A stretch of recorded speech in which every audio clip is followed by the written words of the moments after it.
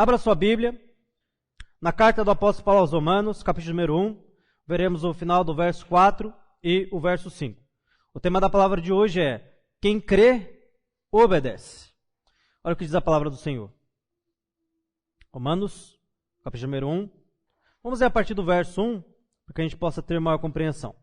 Paulo, servo de Jesus Cristo, chamado para ser apóstolo, separado para o Evangelho de Deus, que ele antes havia prometido pelos seus profetas nas Santas Escrituras, acerca de seu filho, que humanamente nasceu da descendência de Davi. E com poder foi declarado Filho de Deus segundo o Espírito da Santidade, pela ressurreição dentre os mortos, Jesus Cristo, nosso Senhor. Por meio dele recebemos graça e apostolado, por causa do seu nome, a fim de conduzir todos os gentios para a obediência da fé. Eu quero dar ênfase aqui no final do verso 4, que diz Jesus Cristo, nosso Senhor. E no verso 5, onde Paulo diz que o objetivo do seu apostolado é conduzir aqueles crentes à obediência da fé. Irmãos, não existe verdadeira fé sem obediência. E não existe obediência sem entender que nós temos um Senhor. Eu já preguei aqui em algumas semanas que Paulo ele se classifica como um escravo de Cristo. E nós não podemos servir a Deus sem antes entender que nós somos escravos, que a nossa vontade está ligada à vontade de Deus. E nós devemos satisfazer aquele que nos chamou. Nós somos os seus escravos e Ele é o nosso Senhor. Por isso, quem tem sonho, quem tem vontade, não presta para servir ao Evangelho, não presta para pregar o Evangelho, não presta para viver o Evangelho. Pois vez ou outra, a sua vontade, o seu sonho, o seu desejo vai conflitar com a vontade de Deus. Por isso, Paulo faz questão de 2 vezes enfatizar que ele é escravo de Cristo e que nós temos um Senhor, Jesus Cristo. Portanto, nosso primeiro princípio nessa noite é Jesus, nosso Senhor. É o que diz no final do verso 4. Irmãos, dizer isso em nossos dias é muito fácil. Dizer que Jesus é o meu Senhor é muito fácil. E por quê? Porque nós não vivemos os dias do apóstolo Paulo, daqueles cristãos de Roma. E tem um grande contexto histórico por trás dessa frase tão dita, mas tão pouco praticada no meio cristão. Em Roma, dizer que Jesus Cristo é o seu Senhor poderia custar a sua vida. Você poderia ser preso, castigado e até morto. E por quê? Porque ali havia o culto ao imperador. Sim, César era considerado uma divindade, a qual todo o povo deveria se prostrar e cultuar a ele. Ou seja, lembra que, em certo momento, tentam colocar Jesus em uma enrascada com o governo romano? Eles dizem: Senhor, o que nós devemos fazer? Pagar tributo a César ou não pagar? E Jesus sabiamente responde: dai a César o que é de César e dai a Deus o que é de Deus. O objetivo da pergunta capciosa não era de fato satisfazer uma dúvida legítima, mas era colocar o Senhor em atrito com o governo da época, que imperava como se fosse um Deus, onde todos precisavam se curvar diante dele. É mais ou menos o que acontece lá na Coreia do Norte, com o ditador Kim Jong-un. Lá, embora na Constituição, se assim eu posso dizer, há a lei dizendo que a religião lá é livre, que você pode ter a sua religião, mas na prática, eles demolem igrejas, eles perseguem cristãos e o ditador Kim Jong-un tem que ser adorado. Você sabia que, inclusive, é crime pensar que o governante daquele país vai ao banheiro? Porque uma divindade não precisa desse tipo de coisa tão carnal, tão vã, tão humana. Sim, ele é idolatrado como se fosse um Deus. E eu sei que hoje, irmãos, nós não temos mais homens a qual nós devemos nos prostrar. Mas existem diversos movimentos a qual muitos cristãos têm se dobrado e prestado culto e dito: este de fato é o meu Senhor, embora com a boca dizendo que Jesus Cristo é o seu soberano. Por exemplo, o movimento LGBT, que se infiltrou nas igrejas. Você já tem igrejas onde os pastores são um casal homoafetivo, ou as pastoras. Outro Deus moderno é o feminismo, onde toda mulher acha que este movimento protege os seus direitos, mas na verdade não. Este movimento é um Deus a qual muitas mulheres decidiram se prostrar e servir, mesmo aquelas ditas cristãs. Você tem hoje a ciência que é colocada em um pedestal quase divino, é levado ao Olimpo. Não é assim que dizem? A ciência diz, como se fosse uma divindade mesmo, um senhor, ou até mesmo a psicologia. Hoje é muito possível alguns cristãos, supostos cristãos, dizerem: eu sou cristão e gay. Eu sou cristão e de esquerda. Eu sou cristã e feminista. Mas são coisas incongruentes. Tem como dizer o seguinte: olha, eu sou adúltero e cristão. É possível? Ou então, eu sou pedófilo e cristão. Não, porque o nosso Senhor, Ele nos chama a nos arrepender de nossos pecados e seguir a sua vontade. Abandonar a vida que nós levamos como escravo do diabo, do mundo e da carne, para seguir uma vida de justiça e santidade. Veja que não apenas esses deuses modernos se instalaram no contexto do ímpio, mas inclusive na igreja. Voltando aqui à ciência. A ciência hoje é idolatrada. Lembra da pandemia? Vocês não vão cultuar o Deus de vocês, não. Fecha a igreja. Fecha todas as igrejas. Não vai ter culto ao Senhor, não. Por quê? Porque a ciência está mandando. E é o que muitos fizeram? Se prostraram. E deram diversas desculpas para isso. É uma questão de saúde. É uma questão de amor ao próximo. Mas na verdade era só covardia. Na verdade era só uma rendição ao Deus ciência.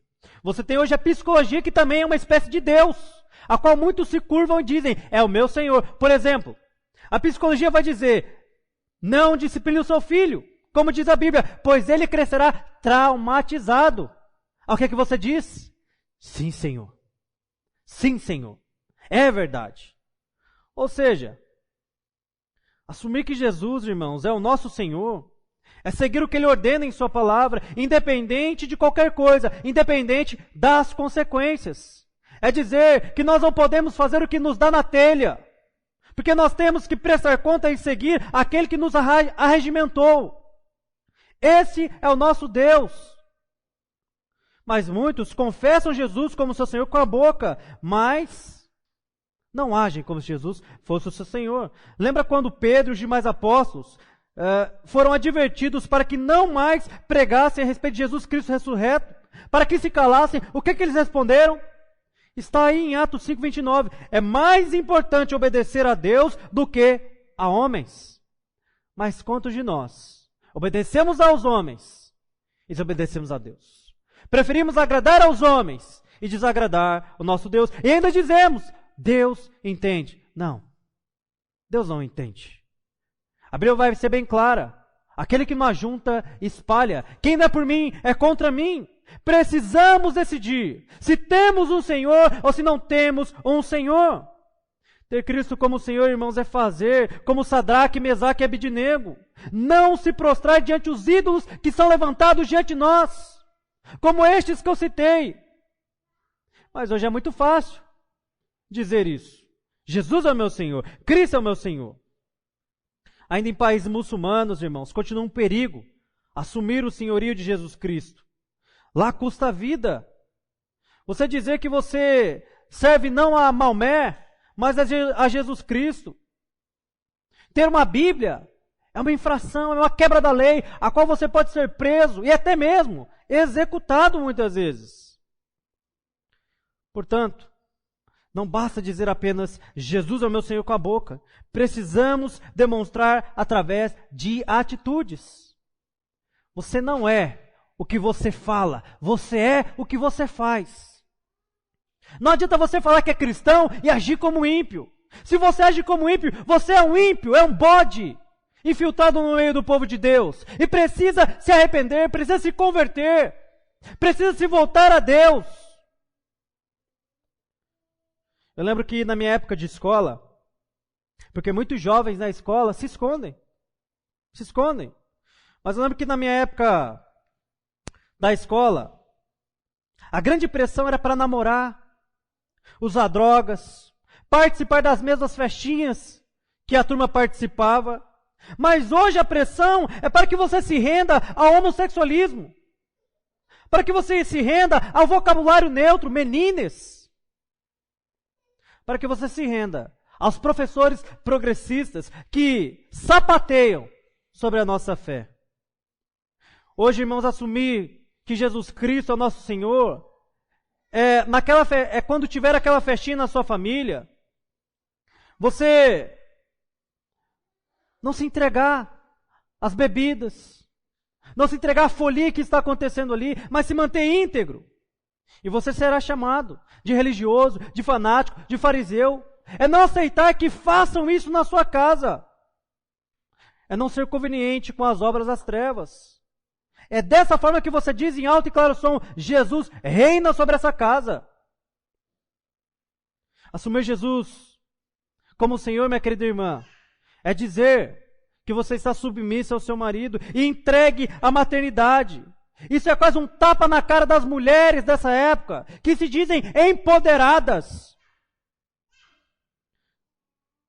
Meninas hoje já são criadas com a seguinte filosofia: estude para não depender de homem algum. Estude para você não se submeter a homem algum. É isso que essa frase quer dizer. Aí a moça cresce, está com seus 20 e poucos anos, não quer casar. Por quê? Fruto do feminismo, que está no seu coração e você precisa se arrepender. Mas dizem, casamentos e filhos são um empecilho para uma carreira de sucesso. É por isso que hoje, mesmo as mulheres cristãs ou supostamente cristãs, assassinam os seus filhos no ventre para se dedicar ao seu Deus Moloque, o sucesso. Veja os seriados atuais, irmãos.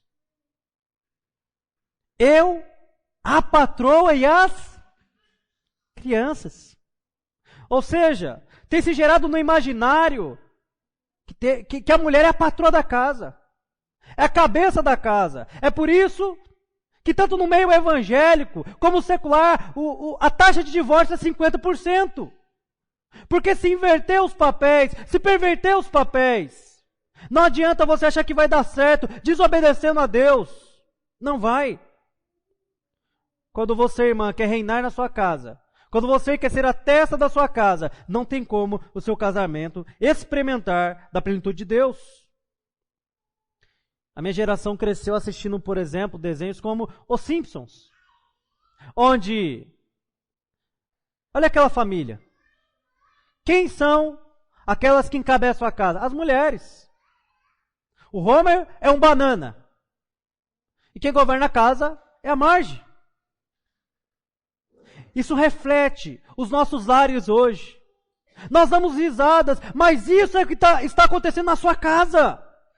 E você precisa se arrepender, porque quando você se prostra diante disso, você está assumindo que Jesus não é o seu Senhor, que a palavra dele não tem efeito no seu lar. Mais importante é o que a Bíblia diz. Você é marido. Em meio a uma época onde trair é normal, onde adultério é exaltado nas rodas de bares e indústrias, se manter fiel à sua esposa é dizer que Jesus Cristo é o seu Senhor. Mas quantos são machos o suficientes para viver com uma pessoa a vida inteira? Não, ser macho não é fumar, beber, se tatuar ou pegar geral. Ser macho é amar uma mulher por toda a sua vida e estar com ela até o fim. Isso é ser macho. Quantos hoje são machos o suficiente para não erguer a mão para sua esposa, para não agredi-la? Quantos são machos o suficiente para colocá-la em primeiro lugar e amá-la como a ordenança do Senhor, como Cristo amou a igreja e pediu para que o homem se sacrificasse pela mulher? Quantos são machos para fazer isso? Precisamos, irmãos, entender que nós temos um Senhor, que dizer que Jesus Cristo é o nosso Senhor, há implicações práticas na nossa vida, na forma em que nós vivemos, na nossa vida social, na nossa vida familiar, na nossa vida profissional e também eclesiástica aqui na igreja. Não podemos negociar o culto por nada. Irmãos, quando você negocia o culto por uma festinha, por uma visita, você, em outras palavras, está dizendo, Jesus não reina sobre a minha vida. E por quê? Porque é mais importante agradar aquelas pessoas do que o meu Deus, é mandamento, e não deixeis de cultuar. Culto é sagrado. Culto é o momento onde os escravos de Cristo, os servos do Senhor, se reúnem para receber as instruções de Deus, para aplicar a sua vida, mas aí você falta, você não vê importância nisso. E depois canta, Jesus Cristo, Tu és o meu Senhor. Como assim? Jesus, certa vez, se referindo aos fariseus hipócritas, disse em Mateus 15:9, este povo me honra com os lábios, mas o seu coração está longe de mim. É assim que muitas vezes nós nos encontramos. Dizemos com a boca, mas o nosso coração está distante, está a quilômetros de distância do nosso Senhor. Hipocrisia, irmãos, é dizer uma coisa com a boca, mas agir diferente. Nós não podemos passar uma maquiagem de crente domingo, dia de domingo. Mas durante a semana, viver como se fosse um ímpio. Irmãos, dizer que Jesus Cristo é o Senhor, até papagaio faz. Até papagaio faz. Precisamos viver de fato assim. Demonstrar que Ele reina sobre a nossa vida, principalmente com as nossas atitudes. Há uma heresia que ficou famosa no século XVIII, chamado sandemanismo, onde eles diziam que o importante é confessar com a boca, porque é isso que está escrito, se com a boca confessares e com o coração credes que Jesus Cristo é o seu Senhor, assim será uma nova criatura. Então eles diziam que o mais importante era confessar, o seu estilo de vida não importava, ou seja, você poderia dizer que Jesus é o seu Senhor e Salvador, mas viver como um ímpio. Viver de uma vida libertina. Viver para os seus prazeres. Viver para os seus sonhos. Você já viu isso em algum lugar hoje? Eu vou te ajudar. Venha como está. Jesus te ama. Aí você vai. Aí eu sou amado de Deus, maravilha. Aí você sai do culto e volta a ter a mesma vida que antes. Então, algumas igrejas que até fazem aquela famosa chamada. Vem você que quer aceitar Jesus, você que quer aceitá-lo como Senhor e Salvador, vem aqui na frente, repete comigo essas palavras, eu aceito Jesus como meu único e suficiente Salvador. E aí fala, salvamos 100 pessoas essa noite. Mas 90 saem dali e voltam para o seu pecado. É bem verdade, irmãos, que Jesus, Ele te aceita do jeito que você está. Mas Ele não permite que você permaneça como está. Ele exige mudança. E Ele mesmo nos capacita a isso. Portanto, conversão a Jesus é mais que dizer meia dúzia de palavras. É viver uma vida de devoção, piedade, arrependimento e obediência. Obediência. Eu fico imaginando, irmãos, se negamos Jesus diante dessas pequenas coisas, se não suportamos essas pequenas pressões da vida, como suportaremos o governo do anticristo? Como suportaremos a perseguição? Como? Você precisa decidir. Ou você é crente ou você não é. Não dá simplesmente para vir aqui de domingo esquentar a cadeira, irmãos. Você está fazendo um prejuízo a você. Você está acumulando juízo para você. Porque a Bíblia diz, pecou com pouco conhecimento, pouco açoite. Pecou com muito conhecimento, muito açoite. Então, pastor, a coisa mais lógica seria não ir à igreja, porque assim eu não conheceria o pecado e poderia viver nele. Engano seu. A Bíblia diz que todos são indesculpáveis. Deus deixou a palavra dele, está contida aqui. E ela precisa ser obedecida. Portanto, irmãos, não há saída. Ou você obedece, ou você obedece. Decida. Ou você é crente, ou você é ímpio. Decida. Decida a que Senhor você quer servir. Mas não envergonhe o nome de Cristo. Não diga que Ele é o seu Senhor se você vive como se Ele não fosse. Mas se nessa noite você assumi-lo como seu Senhor, você precisa obedecê-lo, se voltar para Ele. E é o nosso segundo princípio.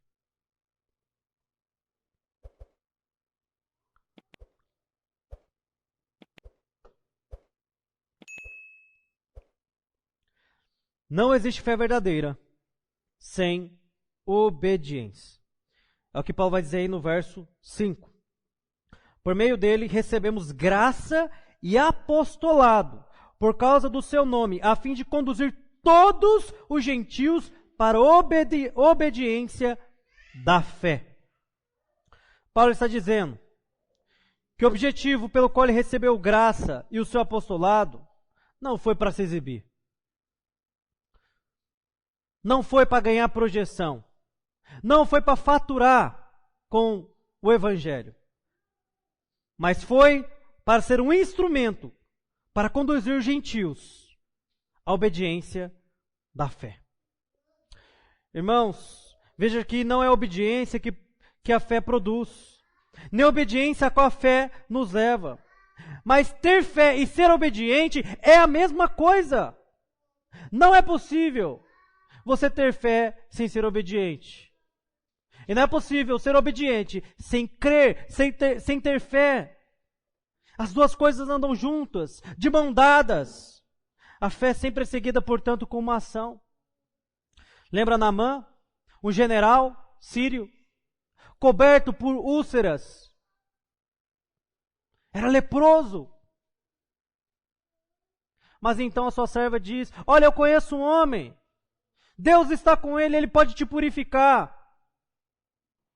Então esse general vai até esse homem, que se chama Eliseu. Eliseu se recusa até mesmo a atendê-lo, apenas dá uma ordem: mergulhe 7 vezes no Nilo. Eu sei que isso para você pode parecer algo simplório. Mas imagine comigo, você com o seu corpo, com a sua carne podre, feridento. Aí você vai a um pastor e diz: mergulha 7 vezes. Lá naquele rio lá de São Paulo, lá, poluído. Tietê. O que você diria? Isso é loucura! Aquele rio é mais podre do que minha carne. Foi essa a ordem que Eliseu deu. Mas o homem então decidiu obedecer. E ele mergulha 7 vezes. E após isso, o que acontece? Ele sai dali purificado.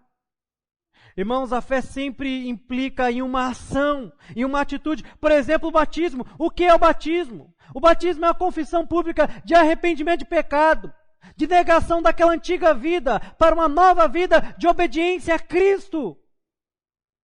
Quando você está batizando, você está dizendo: Senhor, eu sou uma nova criatura porque eu creio em Cristo. E agora eu vivo não mais para servir Satanás, a carne, o diabo e o mundo, mas agora eu vivo para obedecer ao Senhor e os seus mandamentos. Mas quanta gente quer ser crente sem obedecer a Deus? Eu sei que algumas coisas são difíceis de entender, mas fé não é isso. É confiar, mesmo sem entender, mesmo sem ter certeza. Não é isso que a Bíblia diz a respeito de Abraão? Abraão, sai de Ur dos Caldeus para uma terra que te mostrarei. Abraão não tinha certeza alguma. Ele simplesmente pega a sua família, pega alguns bens e sai sem saber para onde ia. Deus diz a Abraão certa vez também: sabe esse filho que eu te dei? Eu quero que você o pegue e o leve no cume do monte e o sacrifique. Abraão pega o seu filho, junta a lenha e pega o seu cutelo e passa a escalar com seu filho o monte. No meio do monte o seu filho pergunta: pai, vejo a lenha e o cutelo, mas e o cordeiro, onde está? E aquele pai, provavelmente com o coração partido, responde: o Senhor proverá. Mesmo sabendo que teria que sacrificá-lo, o Senhor o havia pedido. Obediência. Então ele chega, ele coloca o seu filho diante de um altar, mesmo sem entender. Pega o cutelo e quando vai sacrificá-lo, o anjo segura em sua mão. E de fato, Deus provê o cordeiro. Obediência, mesmo sem entender. O verdadeiro significado é que de obediência e fé, é que a própria fé é obediência. E crer é ser essa pessoa que submete à vontade de Deus. O que é o pecado? Irmãos, o pecado é a transgressão da lei. É a recusa em ouvir a voz de Deus. Ou seja, o primeiro pecado cometido por Adão. Desobediência. Desobediência. E se o pecado é desobediência, então crer e ter fé é obedecer a Deus, obedecer a sua lei. De forma que se você diz que tem fé, mas não se submete ao que está escrito aqui, você é mentiroso. Você é mentiroso. Você precisa se arrepender do seu pecado. É o que a Bíblia declara. Não adianta ser apenas um bom rapaz, uma boa moça, um bom cidadão. Irmãos, o ímpio ele consegue fazer isso também. Ele consegue ser honesto lá no seu trabalho. Ele consegue tratar a sua esposa demasiadamente bem, os seus filhos.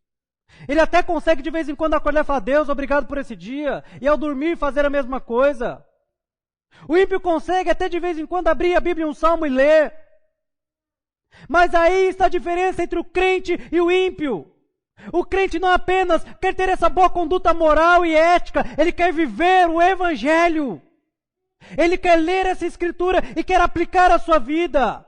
E não importa quantas vezes ele caia, ele se levanta e fala, Deus, ainda que eu morra tentando, eu vou tentar. Eu não vou se submeter a viver uma vida de pecado. Eu quero praticar o que diz aqui. Eu quero obedecer ao Senhor. Eu quero glorificar ao Senhor. Não adianta orar de vez em quando, ler a Bíblia de vez em quando, vir à igreja e voltar para a sua casa da mesma forma.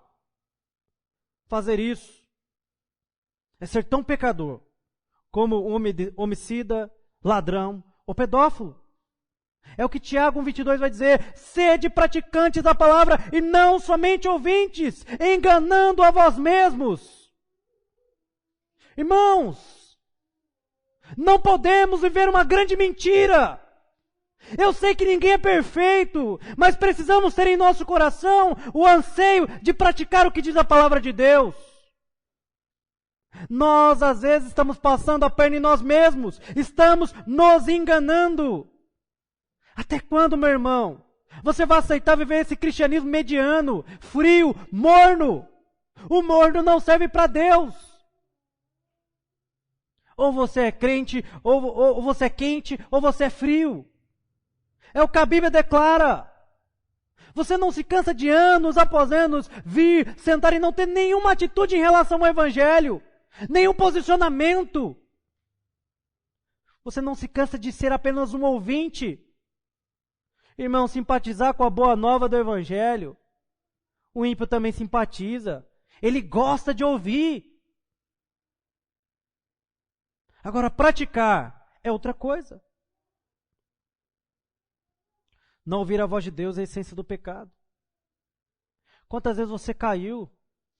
Você pecou contra Deus. E por quê? Porque você não deu ouvido à voz de Deus.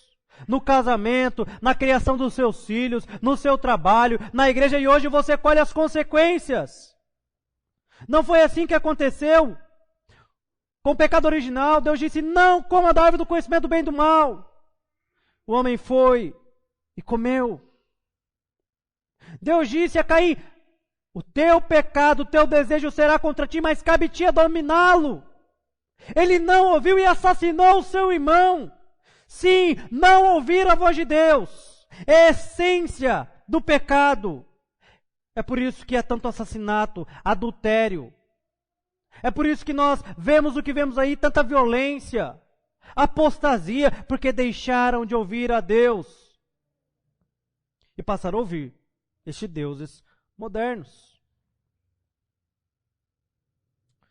É por isso, irmãos, que A grande função da pregação ou do pregador é chamar você e eu ao arrependimento e à obediência da fé.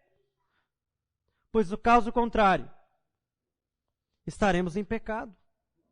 Olha o que vai dizer Romanos 6,17. Mas graças a Deus, porque outrora escravos do pecado, contudo, vieste a obedecer de coração a forma de doutrina a que fostes entregues. E uma vez libertos do pecado, foste feitos servos da justiça. Irmãos, vivíamos uma vida de pecado, uma vida de libertinagem. Mas agora o Senhor, Ele nos conquista, Ele nos entrega a doutrina, Ele nos entrega os seus mandamentos, a fim de que vivamos uma vida justa diante dEle, pela fé em Jesus Cristo. Eu sei que em muitas igrejas, o que faz aquelas pessoas cristãs é sapatear. O que faz aquelas pessoas crentes em Cristo é subir ao monte, é rolar, é expulsar o demônio. Mas, irmão, ser crente é obedecer a doutrina de Deus, a palavra de Deus. Quem crê, obedece. Uma coisa, como eu disse, é você errar como um acidente. Outra coisa é não querer sujeitar a palavra de Deus. Uma coisa é você tomar um tropeção e cair. Outra coisa é querer ficar prostrado. Uma coisa é você cair na lama. Outra coisa é querer tomar banho com ela. Há diferença. Você precisa lutar, irmãos. Você precisa lutar. Olha o que diz Atos 17:30. Ora, não levou Deus em conta os tempos da ignorância. Agora, porém, notifica aos homens que todos, em toda parte, se arrependam. Irmãos, Deus, Ele suportou com paciência o tempo de ignorância. O tempo que você não conhecia Deus. O tempo que você vivia para o seu prazer, para o seu deleite. O tempo que você satisfazia o seu antigo senhor, Satanás. Mas agora, nessa noite, Ele te notifica: arrependa-se do seu pecado, volte-se para Deus. Não há outro caminho. Obedeça ao seu Senhor. Obedeça ao seu Senhor. Olha o que diz 1 Samuel 15, 22, 23. Porém, Samuel disse, o contexto aqui é que Saul, ele iria para uma guerra. E Samuel aparentemente estava demorando para ir oferecer o sacrifício. O que ele fez? Ele mesmo ofereceu o sacrifício. Logo em seguida, Samuel chega e diz isso aqui. Samuel. Ele diz o seguinte: porém, Samuel disse: tem porventura o Senhor tanto prazer em holocaustos e sacrifícios, quanto em que se obedeça a sua palavra? Eis que obedecer é melhor do que o sacrificar, e o atender é melhor do que a gordura de carneiros. Porque a rebelião é como o pecado de feitiçaria, e a obstinação é como a idolatria e o culto a ídolos do lar. Visto que rejeitaste a palavra do Senhor, Ele também te rejeitou a ti, para que sejais rei. É interessante que quando Samuel ele chega e exorta a Saul, e diz: por que você fez essa loucura? Por que você não deu ouvido à voz de Deus? Sabe o que ele diz? Ele não se quebranta ali. Ele não reconhece o seu pecado. Ele diz: pelo contrário, dei ouvido à voz de Deus e ofereci sacrifício. Irmãos, às vezes você não vai dizer com a sua boca o seguinte: não, que é isso? Eu sirvo a Deus sim. Eu faço a vontade de Deus sim. Às vezes você vai dizer isso com a boca.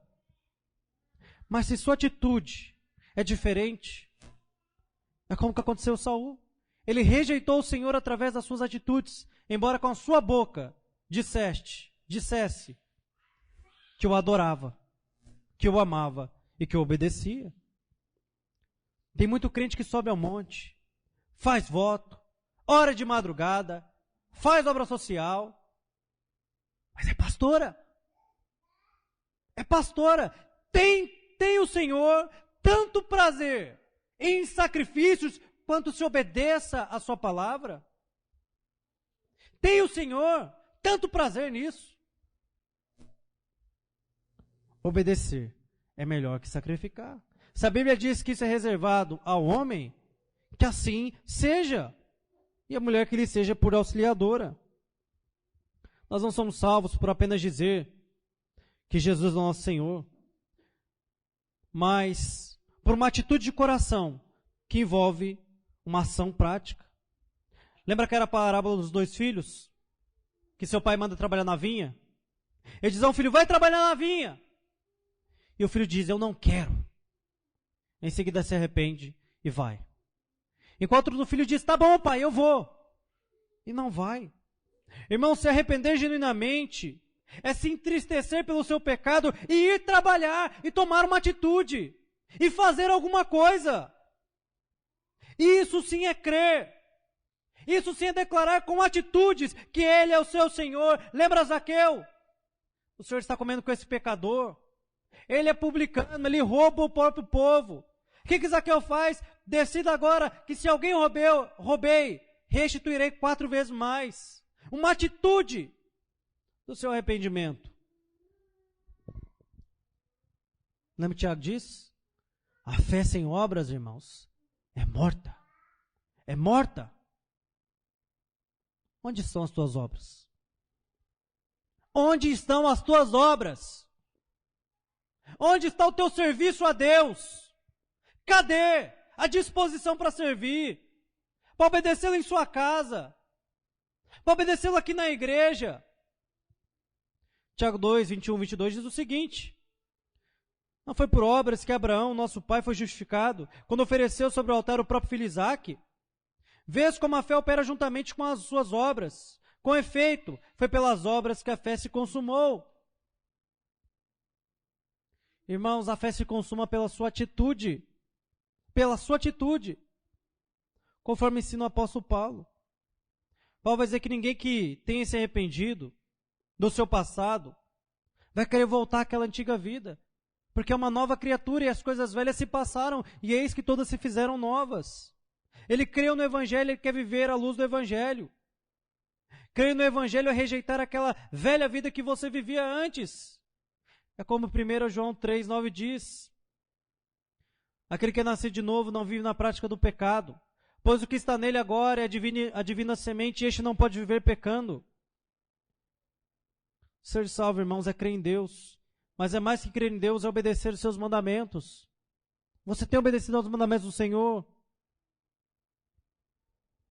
E a verdadeira obediência sempre tem um custo.